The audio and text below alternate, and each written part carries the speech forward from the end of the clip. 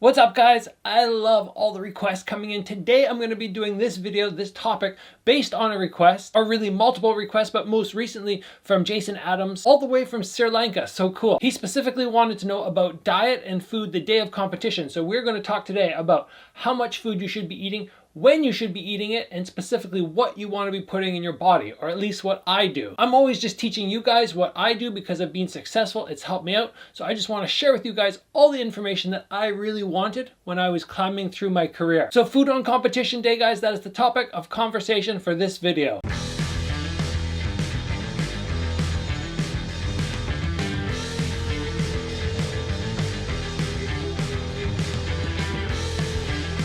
Alright guys, as already mentioned, we're making this video today because of a request.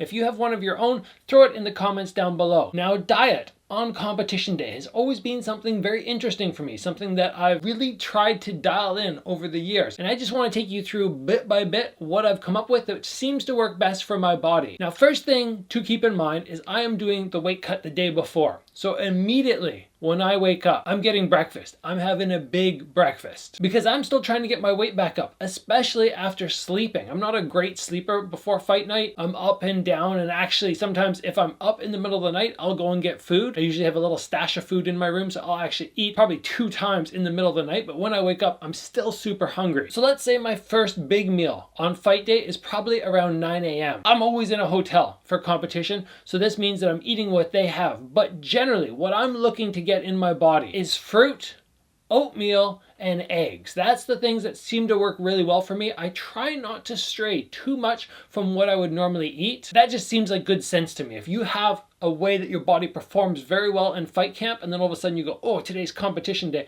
I'm switching things up for an extra edge. I don't really like that idea because you haven't really tried and experimented with it. So experiment all the time with what you're eating and how you feel and how your training sessions are after particular types of food. So oatmeal, eggs, and fruit. In particular for the fruit, the one that I really like, if they have it the day of, is melons. Any type of melons. It could be watermelon, honeydew, cantaloupe. I find those ones are so rehydrating. You know, you did the weight cut the day before, still trying to get the liquid back, and I just find that I feel great. So those are my 3 things around breakfast. We're talking about 9 a.m. then. And let's always assume that you have to leave the hotel before dinner. I usually have to head to the fight venue sometime between 3 and 5 p.m. So I have to keep in mind that I'm not getting my big dinner in, but that's not an issue. We'll talk about that in a moment. Next, let's talk about lunch. I had my breakfast at 9 and we had a big breakfast, like almost as much as I can eat, although my stomach's really small, so it's not a massive meal. It's just as much as I can put in my stomach at that point and still feel good. That's the key on fight day. You still really want to feel good. You don't want to eat to any point where you're feeling really lethargic, really heavy. So in between breakfast and my lunch, I might have a few little snacks here and there if I'm feeling hungry. Just generally, I have a little stash of granola bars with me. When lunch comes, I usually do it between 12 and 1. I have a little trick. For me, I really like rice. Anything with rice. I'm not big on pasta fight day. I find it really slows me down. I feel a little lethargic, and pasta just in general, the flour,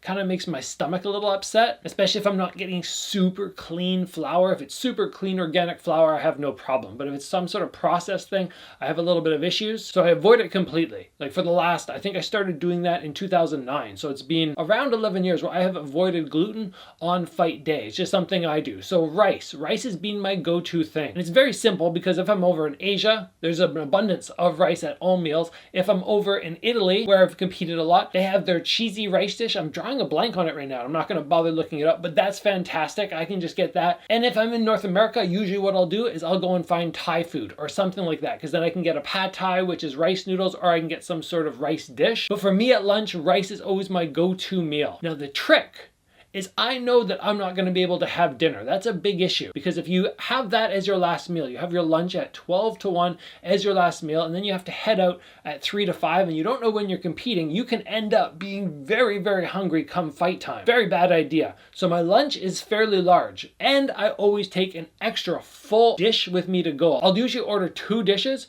The first one, I usually don't even finish the whole thing because, again, my stomach's still pretty small, so I'll finish probably 3/4 of it, and then I'll take a full dish, plus that little quarter one to go with me. And then basically between, I guess, 1-ish all the way to when we're going to leave, which could be 3 to 5, I'm just constantly nibbling away so that when I get to the venue at whatever it is, 5 or 6, depending on how far we have to drive, I don't get there super hungry. But again, I'm not really full. It's always for me that balance of being satisfied, but not being really heavy, really sloth-like. Now, once I leave the hotel, this is where things get interesting. If I have a choice between being a little bit too full or a little bit hungry, which one? Which one do you guys think I'd rather be come competition time? It's always that balance because you don't always know when you're competing, especially when you're coming up through the amateur stages. Sometimes they say, oh, you know, the fight card will start at 7 p.m., but it doesn't start until 8 or 9, and then all of a sudden you're competing at midnight.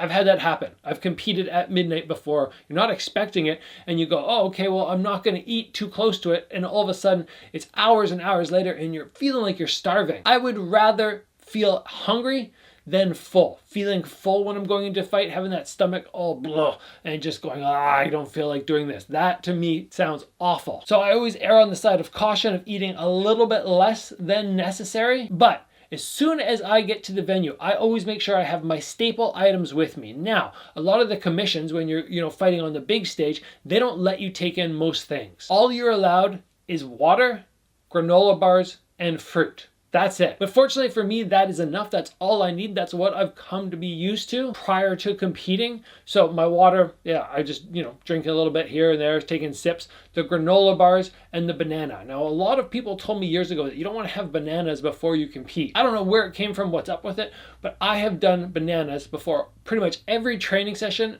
all the time. Sometimes I have half a banana, sometimes I have a full one. I'll head out to do my sprints and I'm going, I'm a little hungry, so I take a banana in the car with me and I eat it. And I always perform great, so why not do that come competition time? Again, this is one of those trial and error things. The granola bars, sometimes I'm just like, you know what, I want a little bit more complex carbs, so I have a nice oat bar and that makes me feel really good as well. I will pretty much keep pecking away on the banana and the granola bars if I need to until I start wrapping my hands. Once I start wrapping my hands, then obviously I'm done on the food. Because I have it timed out nicely, I don't start wrapping my hands until probably about an hour and a half before competing, and I go, okay, I can make it the next hour and a half without food. I'm satisfied at the moment. Now, something you may have never heard before, which is kind of an untalked about subject, but worth noting very quickly, maybe I'll do a full episode on it in the future if it seems necessary. I don't think it is.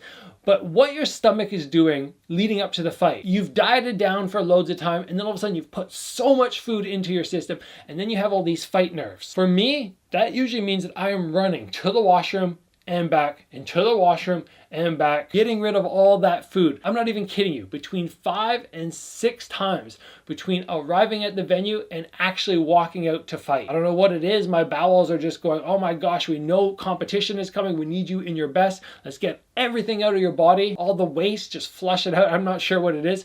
But the first couple of times I competed, nobody told me that it was ever going to happen. It doesn't happen to everybody, but myself, my brother, both had to run back and forth to the washrooms. Usually when I'm running back and forth, there's usually 3 or 4 other fighters who are looking at me, they're rolling their eyes like, you have to do this too, huh? Again, we just kind of give each other a smile. We're like, yeah, I just can't help it. But just keep in mind that all the food that you've been putting into your body that day, it just seems to want to get out. And if you don't know that that's coming, it kind of throws you off a little bit. In terms of calories, guys, I've tried a couple times to count out how many calories I would have by the time I wake up to the time I compete. And I estimated it to be between 3,000 and 3,500 calories in that span of what we're talking about today. Obviously, after the fight, then I go and eat again and I eat a lot of food then. But if you're trying to track and understand how much food you might need to put in your body, that might give you a number that will give you some indication of the volume of food I'm eating. And even for myself, as a smaller fighter, I'm still able to put back all those calories. But as I mentioned, I never go to the point where I'm stuffed and I'm going, I feel terrible. And something else that just came to mind, guys, somebody told me a long time ago, 2 things you never want to eat before competing: bananas and chicken. Again, I don't know where that came from, especially the chicken one. I eat both of those things. They're my primary 2 sources of food. The bananas, I eat a number of those on fight day. And the chicken, when I go out for lunch, I usually end up getting a dish with chicken because I just find it sits really well with me. I eat it all the time in my normal meals. When I'm at home, when I'm in training, when I'm not in training, chicken is a big part of my diet. So guys, to sum up the whole episode, it's basically eat what you normally eat, provided what you normally eat is healthy. If you're not eating healthy, then yes, you have to make some dramatic changes, but I would suggest eating healthy all the time, especially when you're in fight camp. find what works well for your body. Once you've done that, then on fight day, you continue to eat those foods so you know you're going to be able to perform at your highest level. So the type of food is all really down to you. What do you feel best with? The volume of food is, again, you recognizing when you're hungry and when you're getting to that point where you're satisfied, not overeating, but not undereating. And the time of day and when to stop eating before, again, I've already explained to you my times. It's kind of 9 around noon and then sort of munching away until basically I end up competing. Small little amounts, but this could be altered. You can do whatever you want. I eat kind of like a giraffe, normally at home anyway. I kind of have a meal and then about half an hour later I have a meal and then maybe an hour later I have another little bit of food and I'm always sort of grazing. I'm on the go. So me doing that on fight day is completely normal. If you're somebody who eats 2 massive meals a day and that's it, then you probably just want to focus in on having a big breakfast and maybe a fairly large size lunch around 1 or 2 o'clock in the afternoon. I would always advise not going into the fight feeling really heavy. I've already mentioned that before. I'm saying it again just to make it really sink in. But experiment in fight camp when you're going in for hard sparring days. Try different food, try eating at different times, and that will dictate and tell you what you should be doing come fight night. All right, guys, I hope you enjoyed this episode. It's harder to find this type of information, which is why I love sharing it with you. If you enjoyed the video, give it a like. If you haven't already, get subscribed. Train hard, guys, and I'll see you back here soon for another video.